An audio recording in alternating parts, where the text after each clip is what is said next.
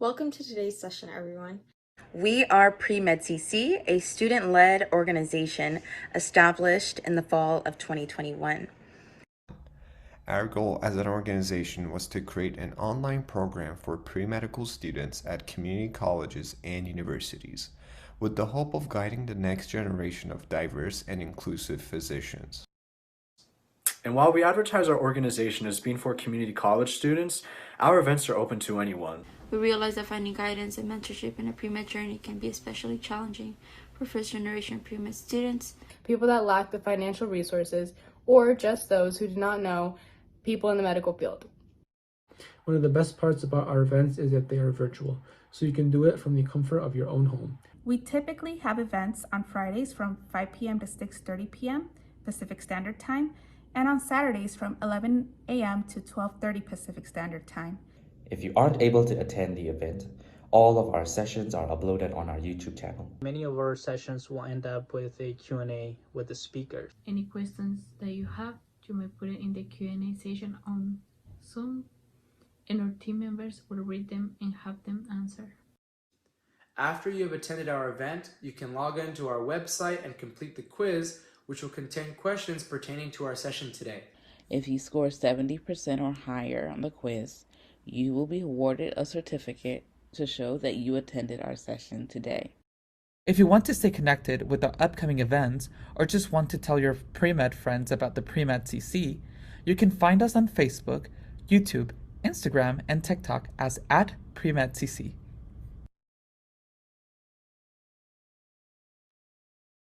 Alrighty, thank you. Well, welcome everyone. We're glad to have a world-renowned expert on the MCAT and somebody that I call a friend, Dr. Tao. He grew up in Northern California and attended UC Berkeley, where he completed his Bachelor's of Science in Bioengineering and Molecular Cell Biology. He subsequently took the MCAT, aced it, then decided to do a PhD in neuroscience at Harvard. And he has been involved with MedSchoolCoach for a few years and developed their programming and their teaching for MCAT. And he does many other work now for MedSchoolCoach. And we're glad that he could join us again. Great, thank you. Happy to be here, and hopefully I'll be able to share some helpful information for all of you who are with us today.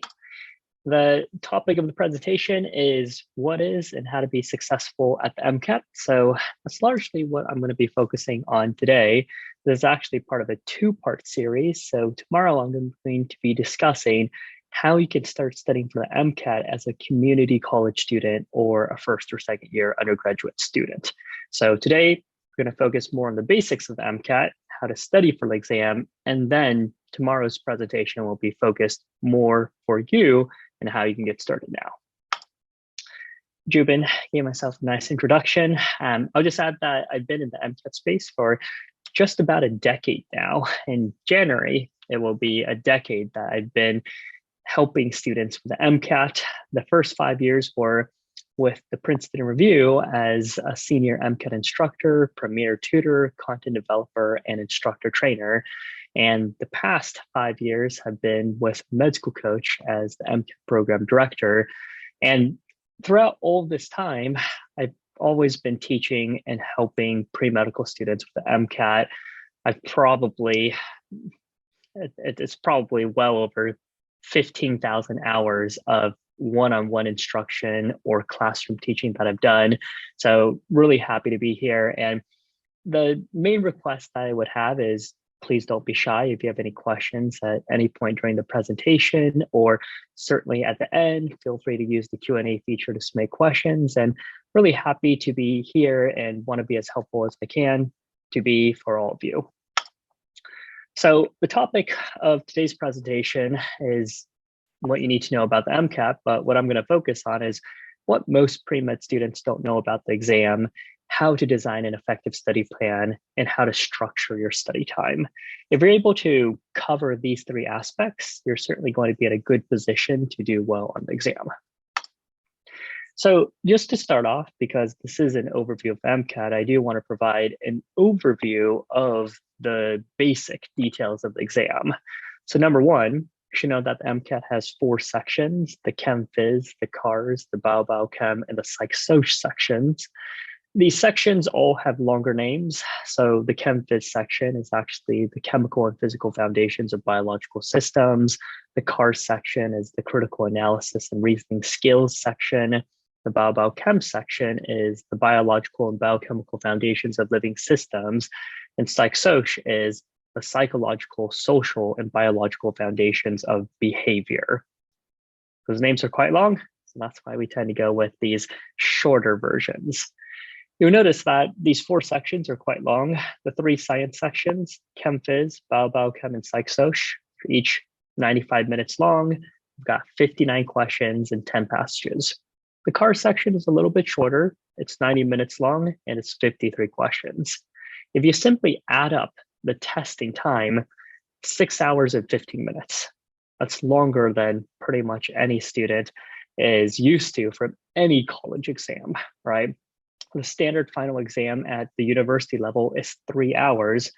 We're looking at 6 hours, 15 minutes. And that's not even including the breaks. If you include the breaks and the examinee agreement and the tutorial at the beginning of the exam, your test day experience is about 7.5 hours. It's a very long exam. And that's actually the first point that I'm going to make, which is pretty much no student is used to taking a 7.5 hour exam, right? You're just sitting in a room, taking an exam all day. And perhaps the biggest challenge of this is stamina. For a lot of students, when they start the MCAT, you might be doing okay with the first section, the Chem Phys section. But by the time they're done with the Chem Phys section and hit Cars, their brains are usually sort of fried.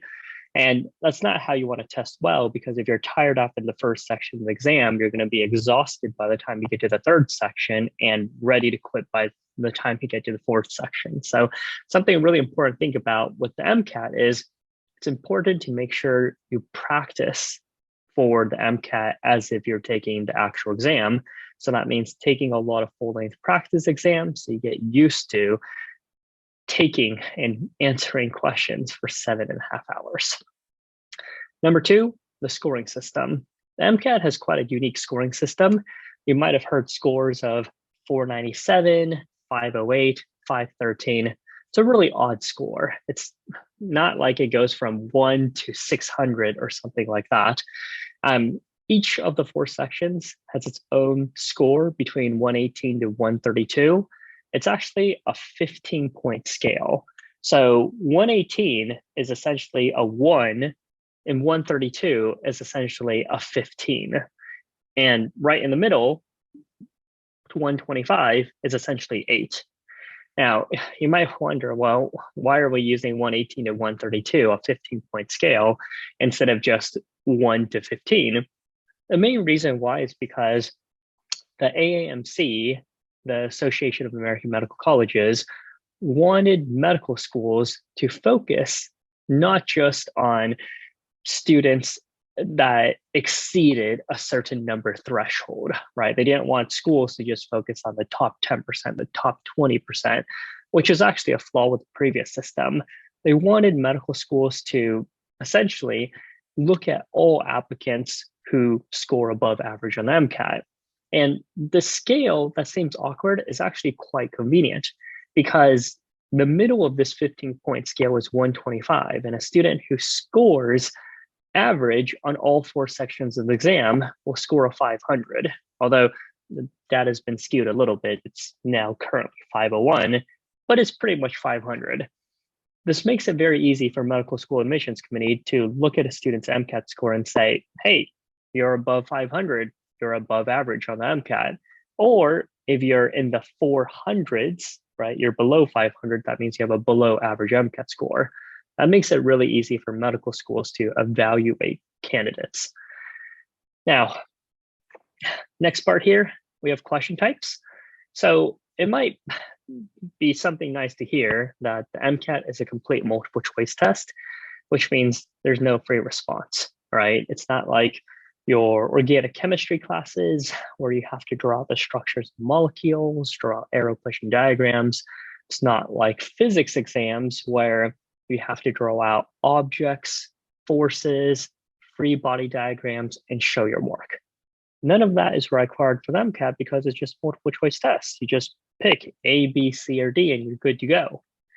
Of course, it's easier said than done, right? You actually realize that sometimes with a multiple choice test, it's not so easy. And that's because when you have a free response test, your college professors will usually give you partial credit. If your setup looks correct, if you start with the right molecule, if you start with the right equation, if you drew the free body diagram, you'll get a few points for doing that work. Even if you don't reach the correct final answer, you still get some points, but that's not the case with MCAT. It's all or none. You either get the right answer or you don't. Something else that's important to note though, and this is just note because it's a standardized exam, is that every question is worth the same amount of points, which means there's no benefit to spending more time on a more difficult question if you have easy questions that are left over. In addition, there's no guessing penalty on the MCAT, which means you should never leave a single question blank, all right? Should always make sure that you have an answer picked for every question, because even if you don't know the answer, statistically, you've got a 25% chance of getting it right just by guessing. The next point, which is quite important, is that the questions on the MCAT, they are both what are called passage-based questions and freestanding questions. Freestanding questions are exactly what they sound like. They're essentially standalone questions. And these standalone questions simply ask you, do you know this scientific fact? Do you know the science content? And it's not too bad, right? If you know the science content, great, you've got the ability to answer the question. Passage-based questions are quite interesting, and they're really what makes the MCAT the most difficult of all the pre-health exams, right? For the other pre-health exams, you've got the PCAP for pharmacy school, the DAT for dental schools, the OAT for optometry school. You've got these different pre-health exams, but what's unique about the MCAT is it's the only pre-health exam that has what are called passage-based questions. The way these passage-based questions work is that you're going to be presented with a passage of text. This text is going to introduce new information, new situations, new scenarios, and new science content that you've never learned about before from MCAT. And what you're expected to do is to apply your knowledge of science to that passage information in order to answer the question. So in other words, what makes the MCAT so difficult is that the vast majority of the questions are not freestanding questions. Most of the questions in the MCAT are passage-based questions. And it then means the MCAT is not a test of rote memorization. It's not just memorize the science content and you're going to crush the MCAT. It's a test of application. Yes, you might know the science content, but can you apply it to a new context? And that's something that's actually quite difficult for a lot of students. Even if these students have a 4.0 GPA, if they aced all their college courses, they could still fail the MCAT, right? They could still get a really bad score because doing well in your college courses for the most part just means that you're a hardworking student. But being a hardworking student doesn't necessarily mean that you are good at applying the science content that you've learned, which is why, again, the MCAT is the most difficult of the pre-health exams. The last point here is that the questions, they do test some content knowledge. They also test problem-solving skills and research/data interpretation. This aspect of research/data interpretation, I'll get to probably later in this presentation, but something that I would encourage all of you to do is at some point, try to get some research experience, either as a community college student or as a university student. If you're able to work in a lab, get hands-on experience performing some of the laboratory techniques that are common in basic science research, as well as read some scientific journal articles, really make a big difference for you with your MCAT preparation. I can say in the chat real quick, I've got a question here, which is, in my previous experience with standardized testing, I've always found myself spending a long time double checking my work. Habit of my academic career. What are your opinions on how I should tackle questions that I'm not 100% sure on? So I think that's a great question, which is, the MCAT is a long exam, but even though it's a long exam, you do not have an infinite amount of time to answer each question. In fact, if you just do some quick math here, you'll see for the science sections with 95 minutes and 59 questions, you've got, maybe a minute 45 seconds per question. A minute 45 seconds goes fast. And that doesn't even include the amount of time you're spending reading the passages that you need to read to answer the question. So if you actually take into account the amount of time it takes you to read the passages, you really got a minute per question. If it's a minute per question, it's probably going to take you at least 15 to 20 seconds just to read the question and understand what the question's asking you. Another 10 to 15 seconds to read the answer choices, to process them. And then you've got another 20 seconds to pretty much figure out the answer in your brain. So there's a significant time pressure. And if you run into this situation that's presented in the Q&A, which is you're not 100% sure of the answer, a very simple approach is to use what is called the flag feature on the MCAT. So on the MCAT, there's a number of on-screen tools that you have access to. There is the highlight feature, so you can highlight certain words in the passages or questions. There's the strike through feature, so you can strike through certain text in the passage. And of course, you also have the flag feature. The flag feature allows you to flag any question that you want and any number of questions. So as you're completing the questions, if you get to a tough question, if you get to a question that you're not 100% sure about, my recommendation, as I said before, is you never want to leave a single question blank on the exam. So go ahead, pick an answer, and flag the question. That way, you can keep working through the exam, make sure you answer every single question, and then if you happen to finish early and you have time left over, you're more than welcome at that point to go back and review your questions and put an extra focus into those specific focus on those questions that you flagged. So that gives you an opportunity to double check some of those questions. And there was a question I see in the chat real quick from Jubin. What was the time again for each question? So the math isn't too difficult, right? You've got 95 minutes to complete 59 questions. If you take into account the amount of time it would take you to read the passages, you're on average looking at about a minute per question. So I would say about a minute per question. All right. Some other questions I see here. What are some techniques to become a faster reader? So I think this is a good question. There are some people that are fast readers. There are some people that are slower readers. And there are some students that are fast test takers, and some students that are slow test takers. Some of it is related to reading speed, but for some people, they're just able to process information quickly. For other people, it takes them a little longer to process information. I would say that if you want to become a faster reader, I actually wouldn't worry about that to begin with, all right? A lot of students think on the MCAT that the reason why they're not able to score well is because they're slow at reading, right? And if they could just read faster, they can get a higher score. That's actually not true for the most part, right?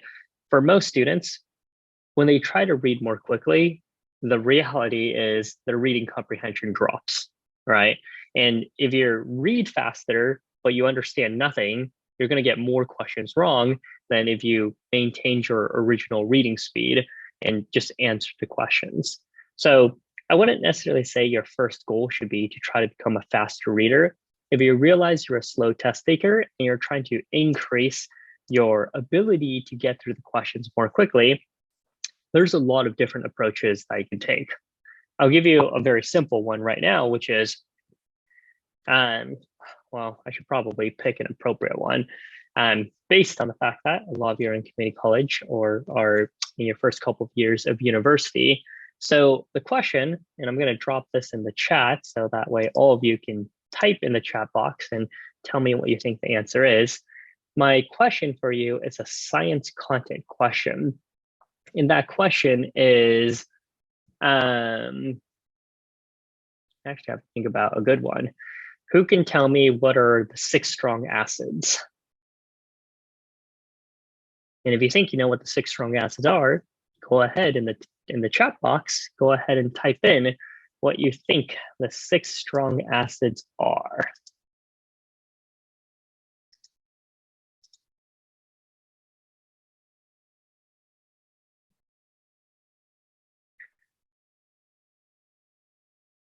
I'm sure a number of you have taken general chemistry. I'm sure some of you have probably aced general chemistry.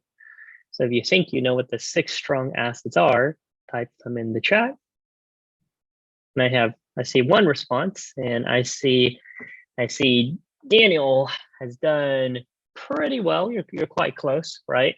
HCl, HNO3, H2SO4, HClO4, HBr, right? So you've got some of them. Be a little careful. It's not HClO3, it's actually HI.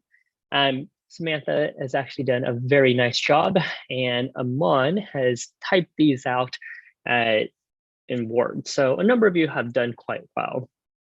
Now, some of this you want to think about. I asked you to tell me the 6 strong acids. You have to think, how long did it take you to come up with the answer? Were you like, oh, 6 strong acids? Well, I know there's definitely hydrochloric acid. There's sulfuric acid. There's nitric acid, hydrobromic acid, HI, and that last one I forget, perchloric acid, right? That's the typical response I get from a lot of students if I were asking them verbally instead of through a chat box. And the point I'm trying to make is, think about how many seconds it takes you to answer my question. In the scenario I gave, it was probably 20 to 30 seconds. 20 to 30 seconds doesn't seem too bad. You might be like, oh yeah, I know the science content. I gave you all 6 strong acids. But the thing you have to realize is, if it takes you 20 to 30 seconds, how does that compare to a student who has that memorized and just says HCl, HBr, HI, HNO3, HClO4, H2SO4, right? That student gave me the answer in 5 seconds. And you might be thinking, okay, big deal, 5 seconds versus 20 to 30 seconds. Well, if you apply your ability to recall the science content quickly because you have it well memorized, if it's 15 seconds per question, if you multiply that across 59 questions, that's a whole 15 minutes of time, right? So sort of my point here is, if you're concerned about your reading speed and you want to become a faster reader because you want to answer the question more quickly, the solution is not necessarily to just become a faster reader. There's other approaches you can take to increase your testing speed, such as having the science content better memorized. All right. The other question I see here is, does the MCAT distribute more difficult / easier questions based on correct or incorrect answers? For example, if I answer several questions incorrectly, will the MCAT give me give me easier questions?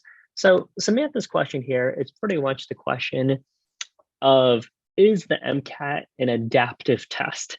This is a term used in standardized testing where when you're taking the exam, based on your performance, the questions difficulties change. So for example, if you're getting a lot of questions correct, the system says, okay, I'm going to give you more difficult questions. Or if you're missing a lot of questions, the system says, all right, I'm going to give you some easier questions. That's not the case for the MCAT. The MCAT is not an adaptive test. When you start your exam, you've got the same set of questions as every other student sitting in the room with you. So the questions on MCAT are preset. All right. Sarah has a question of what can you do now as a pre-med student to prepare for the MCAT? So Sarah, that is an excellent question. And my answer to your question is please join us for our webinar tomorrow evening, because I will be discussing more about how pre-med students can prepare for the exam. Today's more of a general overview plus some general tips as to how to prepare for the exam. And another question here is, what accommodations are there for people who need them? So the AAMC does offer accommodations for the MCAT, and this could be for a variety of reasons. It could be due to learning disabilities or some kind of physical disabilities. And of course, this is very much going to depend on the student. I will say some of the most common reasons that students apply for accommodations for the MCAT would be ADHD, testing anxiety, and a variety of other learning disabilities. Now, the accommodations that the AAMC typically offer for students would include extra time on the exam. So you can have time and a quarter, time and a half, or double time to take the exam. You can get extra breaks. You could get the use of a calculator. You could get the use of a private room. I've also had a student who they were in a car accident. They had damage to their spine, so they couldn't sit for prolonged periods of time. So the AAMC actually let them use a standing desk to be able to take the exam. So there are a variety of accommodations that the AAMC offers to students who needs them. And here's a question of, is there a practice test for the MCAT that you would recommend? Yes. The best practice exams are the practice exams from the AAMC. The AAMC are the creators of the MCAT. So all of the practice exams they've released are from previous administrations of the exam, and they will be the most similar to what you see at testing. All right. Tal? Yes. Can you tell them, so this is a big thing that we found on Reddit, is there's been recommendations to go take the MCAT once as practice and then get an idea and then go back again and take it again. And can you elaborate on that? Yes, I will say that is among the worst pieces of advice that you could ever follow when it comes to the MCAT. The one thing to recognize is that when it comes to standardized testing, I think most students really think of their previous experience, which is the SAT or the ACT. And yes, with the SAT and ACT, it's okay for you to take the MCAT multiple times, all right? You can take the SAT 4 times, 6 times, 7 times. The ACT you can take how many times you want as well. And the reason why it works is because a lot of the universities only look at your best scores, or you can actually pick and choose what scores you want to send to the universities. So if you took the exam 5 times and you scored poorly on a number of attempts and you just want to send them the best score, you can do that. That's not the case for the MCAT. With MCAT, you cannot hide any of your scores. Every single attempt that you have is reported to medical schools. Also keep in mind, actually it's not keep in mind because I didn't mention this before, but another thing important to note is the more times you take the MCAT, the worse it looks for your medical school application. And you might think that's kind of odd, right? Like, why would a medical school care whether I took the MCAT once or if I took the MCAT 5 times? Well, part of the reason why is because the MCAT, to be honest, is not a great predictor of whether or not someone's going to be a great physician. There's plenty of studies that have shown that's not the case. So in case you were thinking, hey, if I got a perfect score on the MCAT of 528, I'm going to be a best physician in the world, that's certainly not the case. The MCAT ultimately is a way for medical schools to filter through the large number of applications they receive, but it's also a very good indicator for them of whether or not you're able to handle the rigor of medical school classes as well as the board exams. There's a pretty strong correlation between MCAT scores and the USMLE or the COMLEX scores, which means the better you score on the MCAT, the better you score on those exams. And some of it might be due to test taking capabilities, But the concern, of course, is if you're a student who has to take the MCAT 5 times, medical schools start to worry, oh, if you need to take the MCAT this many times, how many times do you need to take the board exam in medical school? Are you going to fail the exam a whole bunch of times? All right. So with the MCAT, you do not want to waste an attempt, because any attempt is a valuable attempt in terms of your chances of getting into medical school. So you absolutely do not want to take the MCAT for fun just to see what the exam is like and just say, oh, no problem. You know, that was just my first attempt. I'm going to take it again, not a problem.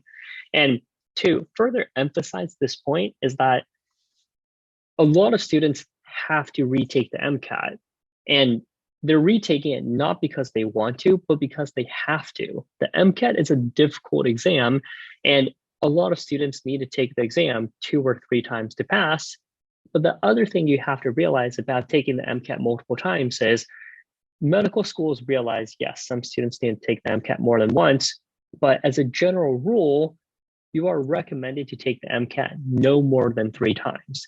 If you take the MCAT more than 3 times, it pretty much puts a giant red flag on your application to medical school. So again, going back to what Jubin was mentioning, if you went on Reddit and you read some kind of recommendation like, hey, if I want to check out the MCAT, let me just go take the MCAT for fun to see what the test is like, that's already using up one of your 3 valuable attempts. So as much as possible, do not take the MCAT until you are ready for the MCAT and you are prepared to take the exam. All right. Now, I do want to finish up the slide before I get to more of the questions. So in terms of test dates, the MCAT is offered most of the year. So it's offered from January through September, with the exception of February.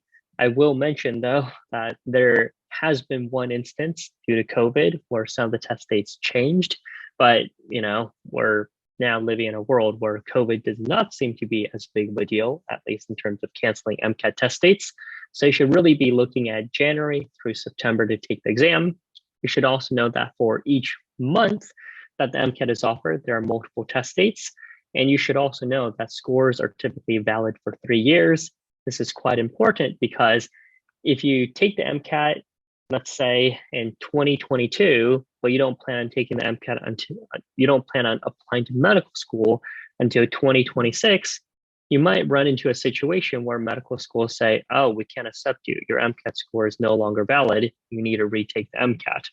So MCAT scores are generally valid for 3 years. All right. We have some other questions in the chat, which is great. Love the participation. Are the AAMC practice exams and free online practice material enough practice, or do you recommend any paid MCAT resources? So when it comes to practice materials, the gold standard are the AAMC practice materials. They are the best, and every student needs to complete every single AAMC practice question that has been released. That's about 2,500 questions. It'll take you about 160 hours to complete all of the AAMC questions. And that's quite a lot of practice and is enough practice for a lot of students. Now, you should note that the AAMC has a couple of free AAMC practice exams, but the AAMC also has some paid products. I generally recommend students to complete all of the AAMC practice materials, both the free and the paid ones. The cost of the AAMC practice materials is about $300, so it is a cost, and it's pretty similar to the cost of the MCAT exam. It's also about $300. I will mention that the AAMC has a fee assistance program, so if you can demonstrate financial need, then you can get access to the AAMC practice materials, paid ones, for free, and you can also get to take the MCAT for a reduced cost. Now, as I mentioned earlier, for a lot of students, the AAMC practice materials are adequate, but for a lot of other students, they do require additional practice resources as well as MCAT books. Jubin, did you want to make a comment? Yeah, just the other thing I was going to add for the fee assistance, make sure you apply for it early because it it's about $3,700, the whole value, because you get a discount on the MCAT, on the practice exam, your primary applications, and some schools even take your fee assistance for secondary. So if you have extra $3,700 laying around, you could, give it to me and I'll apply for you. But in general, make sure you apply for it, and you have to do it early. And it doesn't roll over, so you have to do it every year. Absolutely. For any of you who have to either go through the fee assistance program or apply for accommodations, you'll realize the AMC is one of the most frustrating organizations to work with, and they take quite a long time to process applications. So absolutely make sure you apply early. Now, after the AMC practice materials, for students who need additional resources, I would say you need to think about what resources that you need. MCAT books is a really big one, right? You don't want to use your college physics textbook, your college biochemistry textbook to study for MCAT. You really need a set of MCAT books.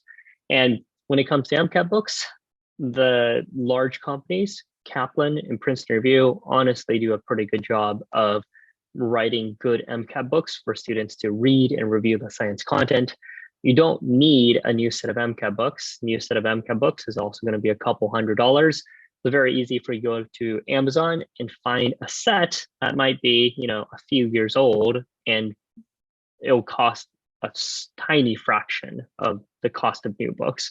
And the difference between old books and new books is pretty small, as long as you're not going more than 5 years old, right? So we're almost in 2023. As long as you're using MCAT books from 2018 or later, that's fine, but don't go 2015 or anything really old.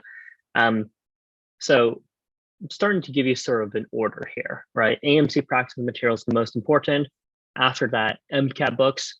And after these two, additional resources that students would want to use would be supplemental science content review. So this could be MCAT videos. It could also be additional practice. So students often like to do additional practice provided by test prep companies. And for both of these, there's both free versions and paid versions. So if you're looking for science content videos for free, Khan Academy is an excellent source. I'm sure Jubin can find it and link it in the chat. The Khan Academy did have a partnership with the NAMC where they created a whole bunch of videos covering the highest yield science content on the exam. I'll also say, beyond Khan Academy, YouTube is fantastic these days. If you go to YouTube and just in the search bar, type in whatever science content you're struggling in, you can probably find a dozen videos covering those topics. So there's a whole lot of really good online resources for science content videos. And some of them you can find Dr. Tao. Indeed. If you look up MedSchoolCoach MCAT Prep, you'll find that we have about 300 videos, all, of course, free on YouTube that you're welcome to check out that reviews the science content. In terms of practice, there's a lot of online resources. If you just go to Google and type free MCAT practice exam, you'll find that just about every test prep company offers some sort of set of free practice materials. And you can also find, if you want additional practice, those companies will offer paid resources as well. All right, so next, is the MCAT the same as the vet exam, or is it harder? And I mentioned this before, but the MCAT is the hardest of all the pre-health exams. So, I mean, some people might say I'm biased, but I say this objectively, having actually taken a look at all of the other pre-health exams. The MCAT is definitively the hardest of all the pre-health graduate exams. All right, there's a question about the AMC materials. Are they the same each year, or do they change? The AMC has the same materials every single year, but each year they typically add some additional resources. So, for example, this year they added a new practice exam, but it's generally the same material each year. All right, next question. Do you think that studying in quiet places like a public library to train mental endurance is an effective way of preparing yourself for the 7.5 hours of the exam? Depends on the student. For some students, they are not very good at studying at home, so they need to go to a public space. For other students, it's not an issue. So I would say it's situational and it depends on you. Next question. When is the best time to start using AAMC practice exams? For example, someone planning to take the MCAT in the spring of junior year. In terms of using the AAMC practice resources, they should be used at the end of your studies. As part of this presentation, which I'll probably go to after this question, because I do want to make sure I get through the slides I have set up today, I'm going to talk about what a study plan should look like. And the key thing is the AAMC practice materials will be at the end of your study plan. All right, so to continue with the slides, I do want to talk a little bit about what is a good MCAT score. I told you earlier that the average MCAT score is about a 500, but you can probably figure out that if you get an average MCAT score, it may not give you the best chance of getting accepted to medical school. So here on the slide, I actually have a table with data directly from the AMC that shows different GPA and MCAT combinations and what percentage of applicants with each GPA and MCAT combination were accepted to medical school. So for example, applicants with a GPA between 3.4 to 3.59 and an MCAT score between 502 to 505, we can see in this table that 24.5% of those applicants were accepted to medical school. That, of course, means the vast majority of those students with those statistics, 75.5%, did not get accepted to medical school. If you look at this table, you can start to see what kinds of numbers you want to aim for. And it should be no surprise that the higher your numbers, the better your odds of getting accepted, right? If you've got the highest range for your GPA and MCAT, so a GPA greater than 3.79 and an MCAT score greater than 517, you can see 84.2% of applicants with these statistics were accepted to medical school. And this sounds fantastic, but you also know it's not 100%. And that's because the medical schools, any medical school admissions committee that you speak to, when you ask them, what do I need to get accepted? They'll all tell you that the review process is holistic. So that means, yes, they're going to evaluate your MCAT and GPA, but they're also going to look at the rest of your application, which includes your personal statement, your secondary essays, your letters of recommendations, and all of your experiences, clinical, volunteer, research, and leadership. But at face value, if you look at this table, the answer is pretty simple. You want to aim for as high numbers as possible. Now, another point that I want to address is I often hear from students, hey, if I crushed my college courses and got a 4.0 GPA, can I get away with a low MCAT score? Well, let's think about this.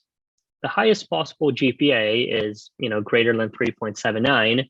We set an average MCAT's to 500. So if you're below average, you'd be in this 494 to 497 range. You can see here, 17.1% of students with a below average MCAT and the highest possible GPA were accepted to medical school. That's not fantastic. Now let's consider the opposite. The average applicant to medical schools got a GPA close to 3.5. So if you've got a below average GPA, that'd be a 3.2 to 3.39. If you crush the MCAT and score greater than 517, you can see 55% of these applicants were accepted to medical school, and that's pretty decent. So the answer to the question of if I get a high GPA, can I get away with low MCAT is pretty much no. You need to go back and retake the exam. However, if you are a student who has not done so well in your college courses, and for a variety of reasons, right? Maybe you had other obligations to deal with, maybe you had to work, or maybe there was an adjustment period that you had to go through to get used to studying for college courses and doing well in exams. If your GPA is a little lower, there is hope through the MCAT. If your GPA is a little bit lower and you're able to crush the MCAT, you've still got a great chance of getting accepted to medical school. Another point I want to make here is this data I'm showing is specifically for allopathic or MD medical schools. If you are someone who is looking to go to an osteopathic or DO medical school, the numbers are slightly different, and generally they're a little bit more lenient with the numbers. But of course, applicants to medical schools just increase every single year. So I wouldn't be surprised after a number of years that DO schools and MD schools are not too different in terms of their numbers. Okay, next, MCAT timeline, just to give you a general sense of when you should be taking the MCAT. Step number one, plan out your MCAT coursework. I'm going to go into this in more detail in our presentation tomorrow because it's very relevant to you as community college and first and second year university students. But the MCAT tests a lot of science content from science courses you're supposed to take as a pre-medical student. Ideally, you want to take the MCAT after you have taken all of these science courses. You do not want to take the MCAT if you haven't, for example, taken physics or biochemistry, because it's going to be very tough for you to answer those physics and biochemistry questions on the exam. And the planning aspect is important because you want to think about, when do I want to take the MCAT? For example, let's say you want to take the MCAT in January of your junior year. In that case, you've got 5 semesters to finish your MCAT coursework: freshman fall, freshman spring, sophomore fall, sophomore spring, and junior fall. 5 semesters sounds like a lot, but if you don't plan accordingly, you won't be able to take all of those courses by the time you take your MCAT. So a good amount of planning is required. And at a lot of universities, there's a specific sequence that you have to follow with your coursework. For example, you have to take General Chemistry 1 before you can take General Chemistry 2. You have to finish both semesters of General Chemistry before you can take Orgo 1.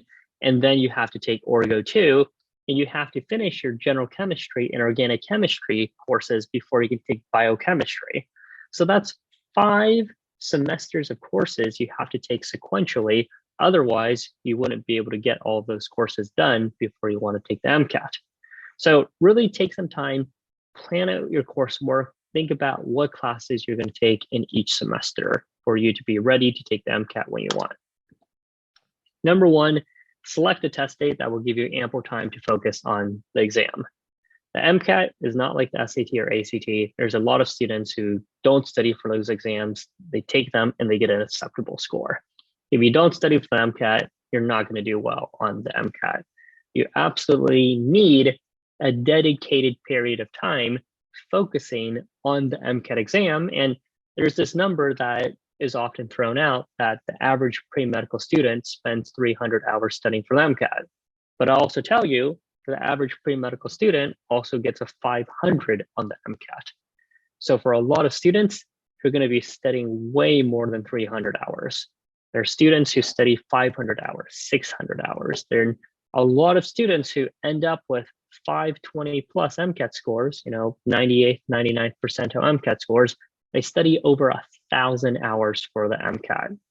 It's a lot, but if you realize you need to study a lot of hours for MCAT, you need to make sure that you're deciding when you want to take the MCAT, you make sure you have adequate time to study.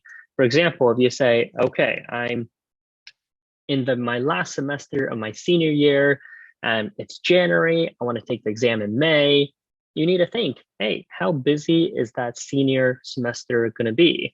Are you taking a heavy course load? Can you only study 10 hours per week? If so, it might not be enough hours. But alternatively, if you say, okay, you know what, I don't want to deal with the MCAT while I'm taking college courses, I'm going to wait till the summer when I have a completely open schedule. I can study full time for 12 weeks, and 40 hours over 12 weeks is going to give me 480 hours of time to study for the MCAT. That sounds pretty good. All right. Essentially, do some planning and make sure that you give yourself adequate time to study for the exam. And the other thing I'm going to mention is I'm giving you these different ranges of hours. The amount of hours that you need to study for the MCAT depends on you yourself as a person. I know students that I've worked with who studied for the MCAT in 3 weeks and they crushed it and got a 520 plus MCAT score. I also know students who studied for the MCAT for 2 years but still couldn't get a good score. All right. So how many hours you need to study for the MCAT is going to depend on yourself. And as you go through your college courses, you're going to start to learn. Are you the type of student that is a fast learner and capable of holding on to material in your head for a long period of time? Or are you a student where you read and study the material, but you wake up the next morning and you forgot most of it? Depending on the type of student you are, that will help you to gauge how much you need to study for the MCAT. All right, step number 3, design an effective MCAT study plan. I will talk more about this in subsequent steps, but you cannot start your MCAT preparation without a plan. If you go in blindly, it's probably not going to go well. Step number 4, of course, take the MCAT, but only when you're ready. And I'm serious about this. You don't just say, hey, I've registered for the MCAT. I've got a May 10th test date. I'm taking the exam on May 10th. If you're studying for the MCAT and you're preparing for a May 10th test date, but you realize, hey, my practice exam scores in April aren't where I want them to be, you may want to think about pushing back your exam and taking the exam later when you're ready. As I mentioned earlier, every single MCAT attempt is valuable, and as much as possible, you want to avoid wasting any of your valuable attempts. And this part, I won't emphasize this as much. I'm sure you'll probably have presentations that talk more about the application timeline, but generally speaking, you want to make sure you take the MCAT early enough such that you're able to submit an early application to medical school. All right, more details on how to design an effective MCAT study plan. So a few pointers I want to provide. Number 1, content review and practice are both important to succeed on the MCAT. I hear from a lot of students, and they say they heard this from their peers. Their upperclassmen told them, hey, I spend too much time reading my MCAT books and not enough time doing practice. When you study for the MCAT, you should just do practice. And some of these students do that. They're like, oh, I was told just to do practice, and then they don't do well on the exam.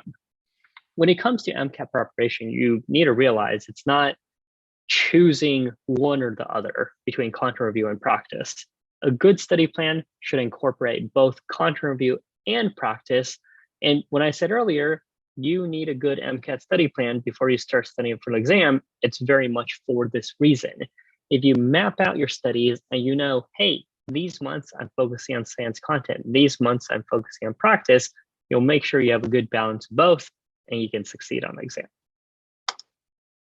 Number 2, alternate the subjects that you study. And what I mean by this is the MCAT tests a lot of different subjects. You don't want to say, oh, I'm starting my MCAT prep.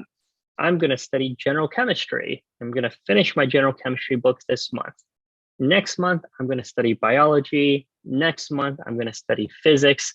It doesn't work well that way. Number 1, it can lead to burnout. If you're not someone who likes physics, you're going to get really annoyed that you're studying physics all this time. And number 2, it doesn't allow you to make the connections that you need to for the MCAT.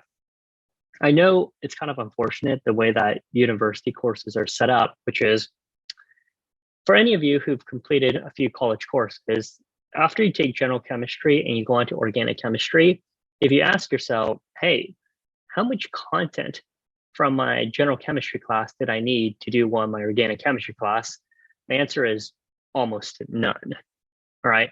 And that's how college courses are designed. Every semester, you're pretty much starting from scratch and not requiring too much content from previous semesters of science courses that you've taken.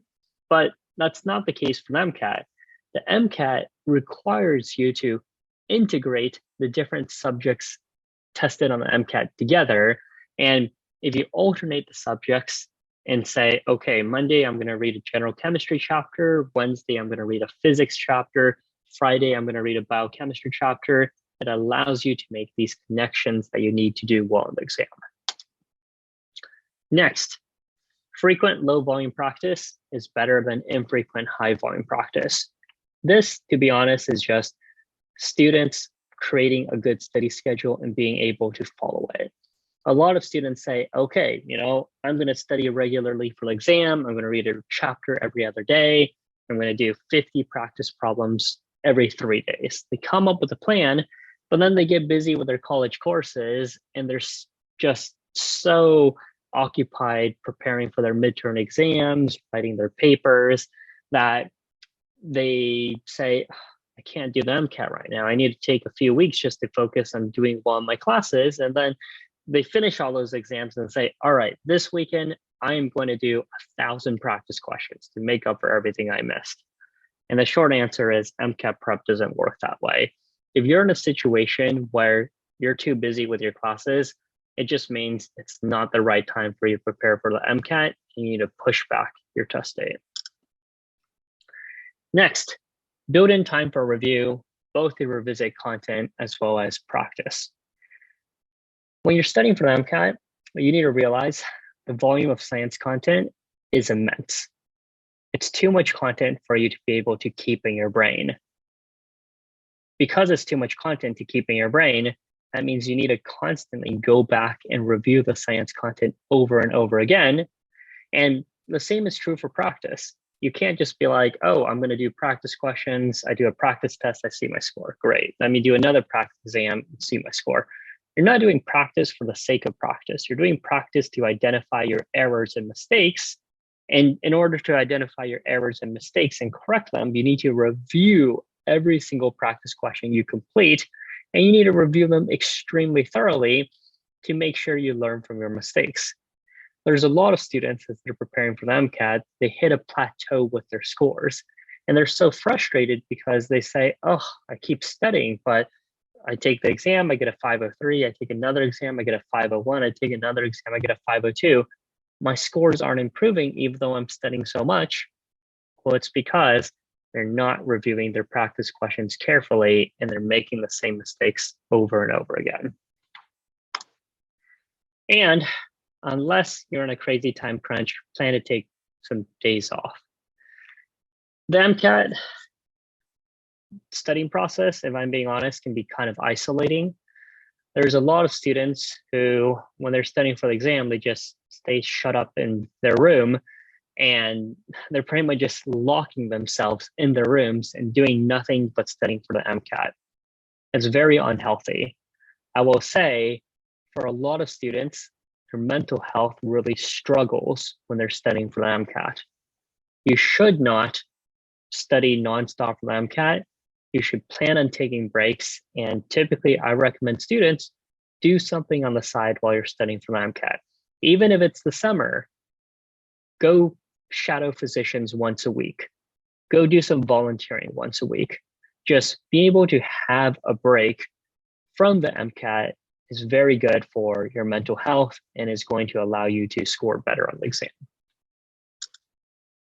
Oops. The other part, Dr. Tao, the other part of it, can you touch on like the hours? A lot of people say, there's not like the set hours because some people, you're not putting in the hours. It's not like you're going in and clocking in. It's quality time. So some people study and they put out their phone and go on social media. They get distracted. So in that 1 hour, they may have only studied 10 minutes. Can you talk a little bit about like the quality of the minutes that you study in that hour versus it's not like putting in a time? Absolutely. So the way I would think about it is when you're studying for MCAT, you need to be results oriented about your study. It's not about completing a checklist. It's not about hitting a certain number of hours. I mentioned hours earlier, but it's not like, oh, I need to study for the MCAT. I need to hit 300 hours. Let me go to the library each day for 5 hours. And if I go to the library each day for 5 hours, for 60 days, I've hit 300 hours. As you've been mentioned, if you go to the library for 5 hours and take a 4-hour nap, you're not really making great use of your time. You want to make sure you're studying effectively. And this again depends on the student. There are some students who can sit down and study for 5 hours and actually study for 5 hours at the library. There's other students who can't, all right? I've met a number of students who just can't study for extended periods of time. So what they do is they study in sprints, right? They say, all right, I'm going to set a timer for 15 minutes. I'm going to read for 15 minutes.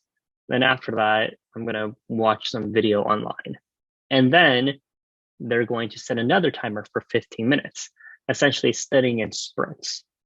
Of course, anytime that you're not studying for the MCAT, you can't really count that as study time. So you know yourself better than anyone. And if you say, all right, today I'm going to a library and I'm going to study and I'm going to memorize my amino acids, when you leave the library, you better have all 20 of those amino acids memorized. Otherwise, you need to think, was my time in the library actually well spent? So absolutely make sure you're studying effectively. All right. Continuing with how to design an effective MCAT study plan. I said before, both content and practice are important. So if you've got a good study plan, at least 40 to 50% of your study plan should be focused on content review. Number two, it's good for you to take a practice exam early on in your studies, and it's for a variety of reasons. Often it's used as a diagnostic exam to establish a baseline score, so you know where you're starting and how far away you are from your target score. But it's also very helpful just for you to get a sense of what the MCAT is like and what it's going to take for you to score well in the exam. Gradually include more practice in your studies. A lot of students, when they're studying for exam, they're very eager to do practice. But the thing you need to realize is if you don't know the science content, none of the practice is going to make sense. You're going to get to the questions and be like, oh, man, I'm stuck. I have no idea what I'm doing. I need help with strategy. A lot of students think that. They think, oh, I'm doing practice and I feel like I get to a question I don't know what to do. I need help with test taking strategies. For most of those cases, it's not. It's because they don't know the science content. So yes, you want a lot of content review, you want a lot of practice, but there is a sequence here. You should generally start with content review and start to incorporate practice. And by the time you get to the end of your studies, it's mostly only practice that you're doing. AMC resources, extremely important. I think I already emphasized this point, so I'm not going to harp on this, but the AMC practice resources are extremely important.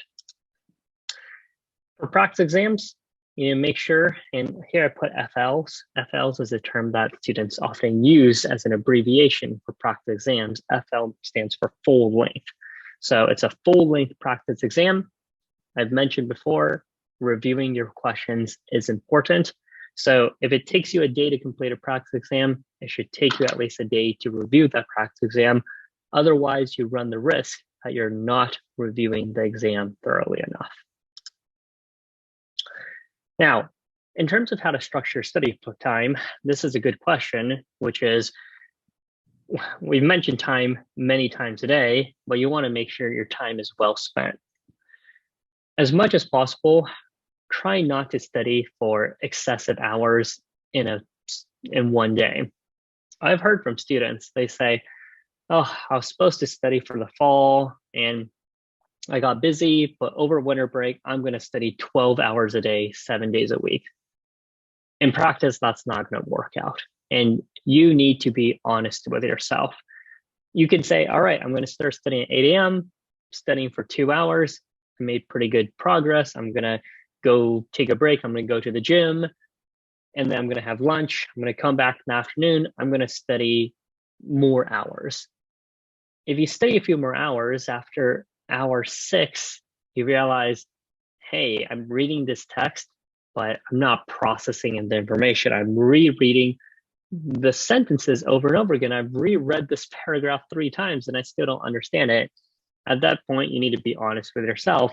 Is it more beneficial for you to keep pushing through your studies, or is it better for you to rest and relax instead? And I would say certainly the latter.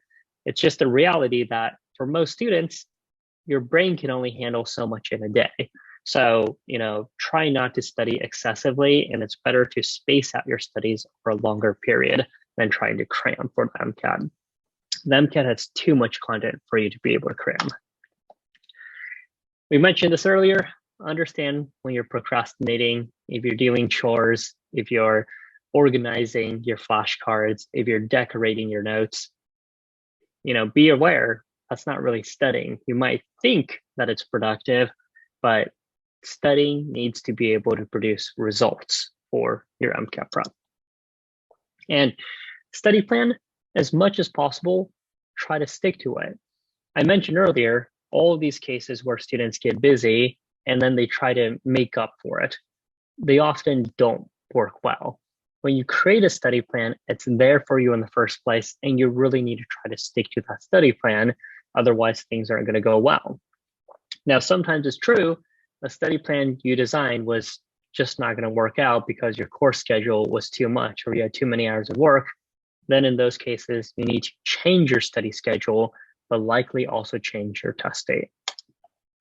And finally, unplanned days always happen. Life happens. Things will come up. Maybe you get sick and you can't study for a few days. Maybe you have some kind of family emergency. You can't celebrate for a few days, or you can't study for a few days. I guarantee you, things will always come up. So don't get too upset with yourself because it always happens. And instead, you should build in these buffer days into your study plan, knowing that you might lose a few days here and there due to these unplanned days. All right, a little bit more about your study time. Study actively whenever possible. So constantly ask yourself questions about the material you cover. When you're studying, you want to make sure it's not too passive. You're not just reading the text. It's not like, oh, I read all of these words. I read these words, I read the books. I know the science content. You also need to make sure that you are thinking about the material. Hey, I just read this fact that strong acids dissociate completely. Do I actually understand? What does it mean for strong acids to dissociate completely? Oh, it means that when I add the molecules in solution, they all break apart into different ions in solution. You really need to make sure that you're studying actively and not just passively going about your studies. In terms of memorization, you obviously don't need to memorize everything because there's too much content for you to try to memorize. And as I said before, the MCAT is not a test of rote memorization, it's a test of application. Yes, there are some things that you need to have memorized, but trying to memorize everything is just going to hinder your studies and you're not going to get where you want with your studies. So don't try to memorize everything. It's pretty much impossible. And also realize your content review never ends.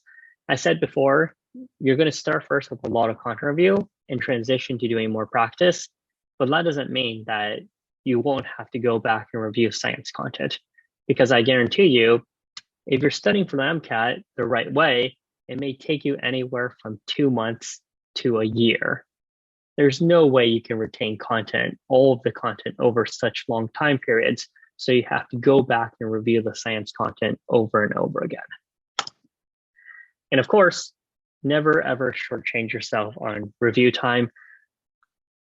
Really, there's not much more to say than that. Review is extremely important and it needs to be built in your study schedule. All right, we have gotten through the slides. I know it's a lot of information, but there are more questions that all of you here in the chat have submitted. So I do want to get to these questions. Also, if you have additional questions that you've thought of that you want to ask, of course, you're welcome to submit them using the Q&A feature. All right, so. This is your chance, guys. Ask any questions you have instead of reading Reddit. Yes. Do you recommend MCAT courses? I will say that the way that I view test prep is it's not bad, right? You have to look at the comparison. if you have a student who takes an MCAT course versus a student who doesn't take an MCAT course, well, of course, taking the MCAT course is going to be more helpful, right? You have someone who is teaching the science content to you. So it's certainly helpful, but at the same time, you also have to realize the costs associated with courses, right? These days, an MCAT course is probably going to cost $2,500 to $3,000. It's quite a lot of money. Is that the best way for you to be utilizing your resources, right? I will say, and I have taught probably 1,000 of those courses that cost several thousand, and I have done tens of thousands of tutoring hours that have cost many thousands of dollars. I'm here sharing the same knowledge that I share to people who are paying all of those money, right? Like, first of all, you guys are in a fantastic organization, PreMedCC, that's been set up by all of you outstanding students with assistance of Jubin. You're getting the information I'm telling you is the same information that paying students get. So yes, you could use an MCAT course. It certainly can be helpful, but there's a lot of other ways to get the same knowledge, which is why, of course, attending these presentations and utilizing other similar resources. And what do you think about using Ankidex to help with reviews? Anki is a fantastic resource for memorization of science content, but you have to realize that that's all it's really used for, right? It's helpful for memorizing content. It's not really helpful for application. It's also not helpful for learning science content. So Anki is a fantastic supplemental resource that you can use in addition to reading your MCAT books and answering questions, but it cannot replace either. Overall, would you say Kaplan or Princeton Review is a better program for MCAT study? It's a tough comparison because they have different approaches. The Princeton Review tends to focus more on science content. Kaplan tends to focus more on generic testing strategies, right? Ultimately, it just depends on the student. If you're a student who needs more help with science content, I'd probably go with the Princeton Review. If you're a student who needs more help on strategy, meaning that you feel like you understand the science content well, and when I say that, you have to be honest with yourself, because there's so many students I talk to, they say they know the science content. I ask them 2 questions, they can't answer them. So you do want to be honest with yourself. Do you actually know the science content or not? Make that choice between the 2 options. How long should someone dedicate to studying for MCAT? I think we've answered this question a number of times. It ultimately depends on the student, but you're looking at 300 to over 1,000 hours, and it could span anywhere from 2 months to a year. I'm starting my content review with physics. Is this a good idea? I mentioned earlier, when you're studying science content for the exam, you should be alternating subjects. So it shouldn't be a month of physics, then a month of biology. You should be mixing all the subjects together. So you should not be studying your content review with physics. You should be starting your content review with all of the subjects simultaneously. My fear is that I'm spending way too much time on content review and second guessing myself. Is there a right time to just plunge to the practice exam? So first of all, there's no such thing as too much time on content review. If the content review is taking a long time, you might just be one of those students that needs to study more time for the exam. At no point should you just say, oh, this is taking me too much time, I'm going to stop my content review and do practice. That's not how it works. If you're a student that needs more time for content review, you just need to pick a later test date to give yourself adequate time to finish all of your content review at your pace. What do you think gives pre-med competitive edge? Request. I think you might need Novak. I think you might need to clarify your question. I apologize. I don't think if I fully understand it, but if you write it again, happy to give you an answer. After reading a question, should I instantly classify which subject category it falls under? No, I would say, to be honest, it's not very helpful, right? If I'm doing a practice question, I don't want to say, oh, as I'm answering this question is, the example I'll give you is cars. For cars, there's 3 types of questions. There's reasoning beyond the text, reasoning within the text, and foundations of comprehension. You have a limited amount of time for each section of the exam. The amount of time it would take you to classify a question is probably going to take 5 to 10 seconds. Do you really want to give up 5 to 10 seconds to classify a question when it's not helping you to answer the question? So my answer is no, it's not worth it. During the time that you're completing the questions, is it helpful when you're reviewing the questions? Absolutely. Because if you're able to classify the questions that you've missed, you can better pinpoint your areas of weaknesses. Okay. Is there a resource with all the equations that need to be memorized for the physics and chemistry problems? That's a pretty good question. There is a number of equations and constants that you need to have memorized for the exam. I would say the easiest approach is honestly pick up a set of MCAT books. Pretty much every set of MCAT books is going to have an appendix section, and that appendix is going to have the equations and constants section. So if you use that from a set of MCAT books, it'll give you pretty much all the equations and constants you need to know. Any tips on how to increase CARs? So this is something I'm going to talk more about tomorrow. So tomorrow I'm going to talk about, some tips about how to get started as a community college or pre-med or first or second year university student with your MCAT prep. But I'm also going to talk more specifically on how to improve in each of the 4 sections of the exam. So I will say that you can come back for the presentation tomorrow. There'll be a lot of helpful information there. I can also see in the chat box that Jubin has dropped a very helpful document that was created by other pre-medical students studying for the exam, and that it's an excellent document to review a lot of the science content and equations and constants for the exam. Do you recommend silent studying with other people? This ultimately depends on you. There's some students where they're able to study better when they see other people studying and they need others to motivate them to study. There's other people that when they're studying with others, they just start fooling around and making jokes, and then they don't get anything done. So whether or not you study with others depends on you yourself as a person. When you're studying with other people, does it actually help or not? Next question, does it look good to have medical scribe as clinical work? So not quite related to MCAT, but medical scribe is a method of getting clinical experience. So absolutely, it is very helpful for pre-medical students to get as experience as part of their medical school application. Is there a way to ensure that every type of question you see in the MCAT be practiced beforehand? Like if you do multiple practice exams from various companies, could that possibly ensure you have experienced almost every type of question? Absolutely, but you have to realize, what does it mean by every type of question, all right?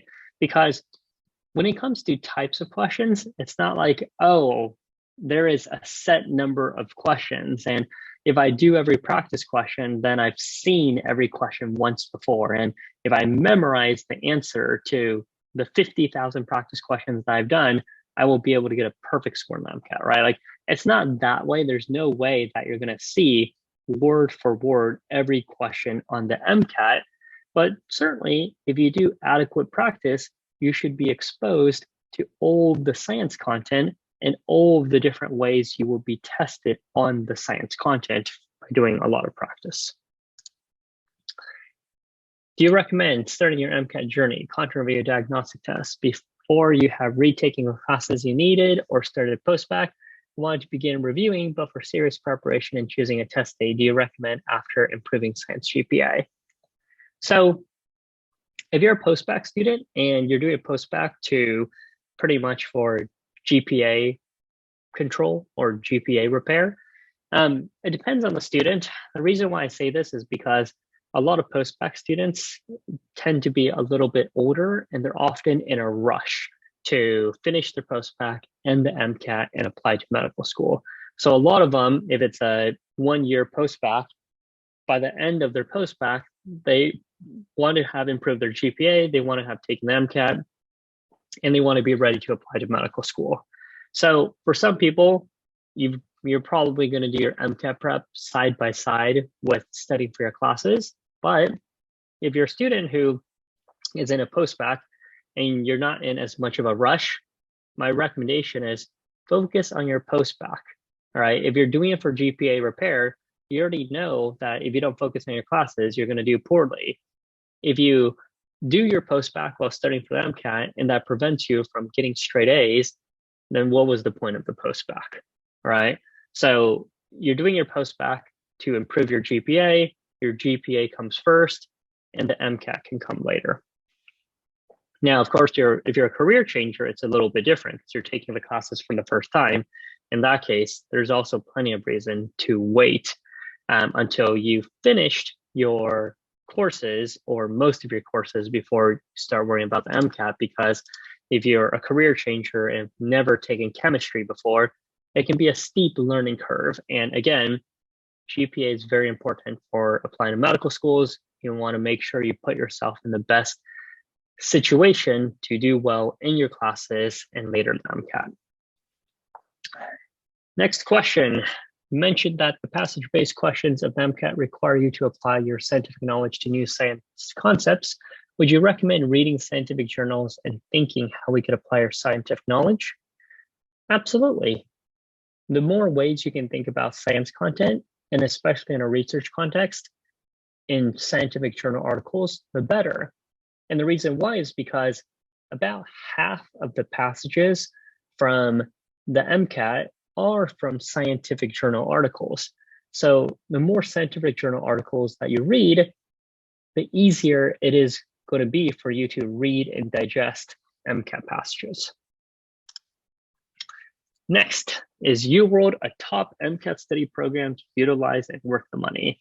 So first of all, UWorld is not a study program. It's not a course. UWorld is just a question bank. So it's got a bank of about 3,000 practice questions they can utilize as part of your studies.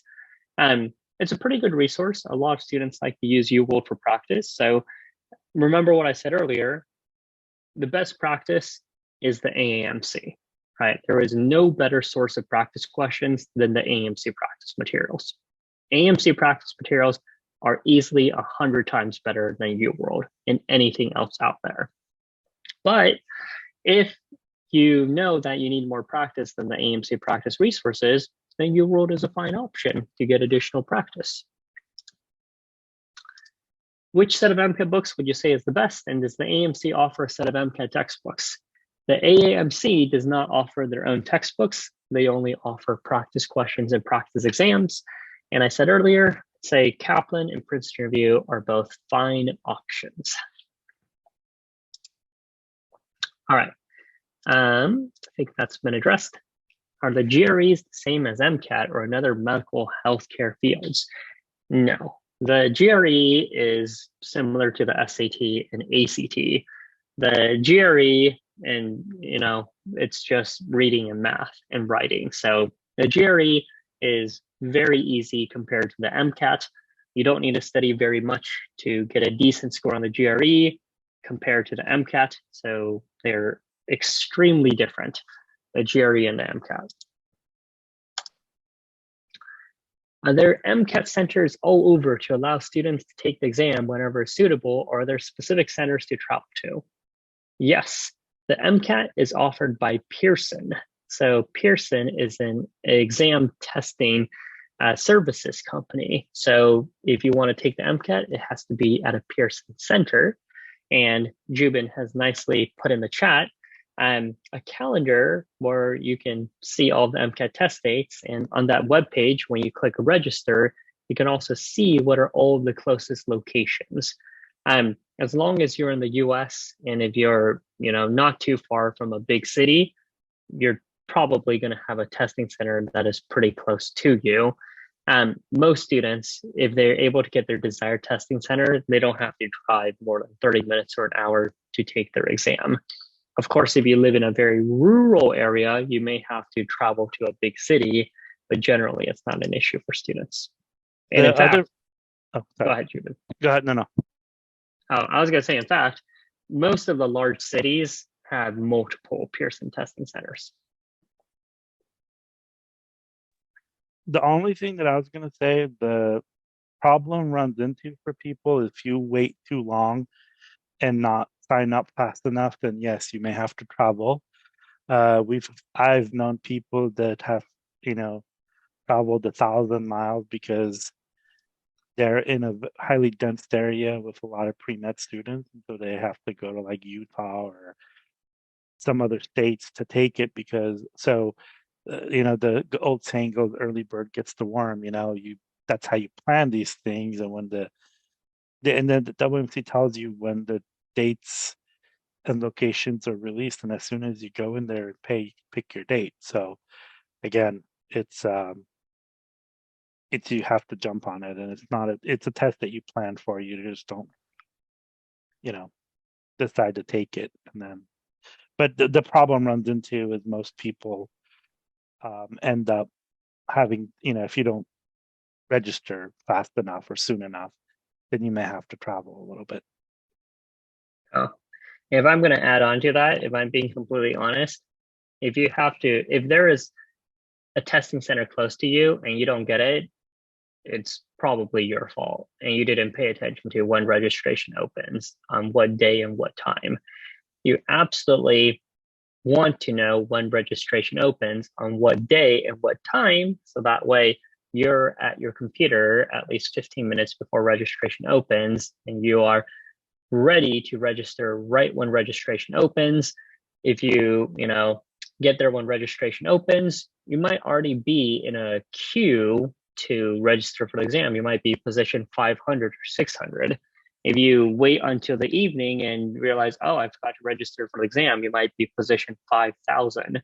So absolutely make sure you take note of when registration opens and register on the day the MCAT registration opens, because registration is extremely competitive, and it would be a terrible thing of missing the testing center you want, because you could have woken up at 7 a.m. and driven 15 minutes to your testing center, but because you forgot, you have to wake up at 3 a.m. and drive 3.5 hours to your testing center, which of course negatively impact your performance.